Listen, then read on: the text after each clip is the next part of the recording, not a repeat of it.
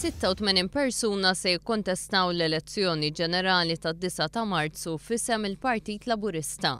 12 minnhom huma nisa waqt li 74 huma rġiel. 45 diġà kienu kandidati mal-Partit Laburista. Kważi nofs il-kandidati, jiġifieri 41, huma persuni li daħlu għall-politika għall-ewwel darba.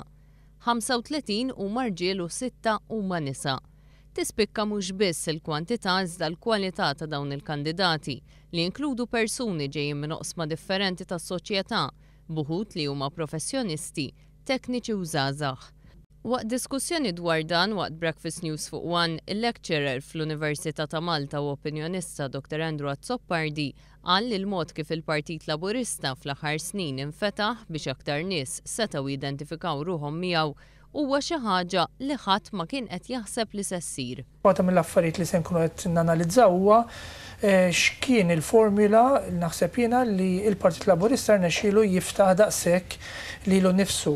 Din xi ħaġa li naħseb ħadd ma kienet jimmaġina li se ssir, ħadd ma ssopona li se ssir. Però Dr. Joseph Muscat naħseb waħda mill-ewwel affarijiet jiena niftakar kont intervistajtu fuq Campus FM meta kien se joħroġ bħala kandidat għal-leadership.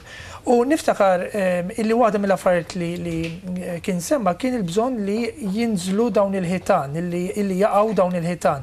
Naħseb dan il-perjodu wera illi l-Partit Laburista infetaħ iktar, ħareġ iktar u n-nies setgħu iktar jidentifikaw. Andrew Azzoppardi qal li l-preżenza ta' kandidati ġodda tgħin biex id-demokrazija tiġġedded. Li konna ġenerazzjoni ġdida ta' politiċi li kontinwament ikunu qegħdin jitimaw il-bżonn biex fl-aħħar mill-aħħar ikonna demokrazija li dejjem hija friska. Hija opportunità biex id-demokrazija tirfriska u wieħed mill-elementi mill-ingredjenti biex ikollok dal-aspett frisk huwa li jkollok ukoll kandidati ġodda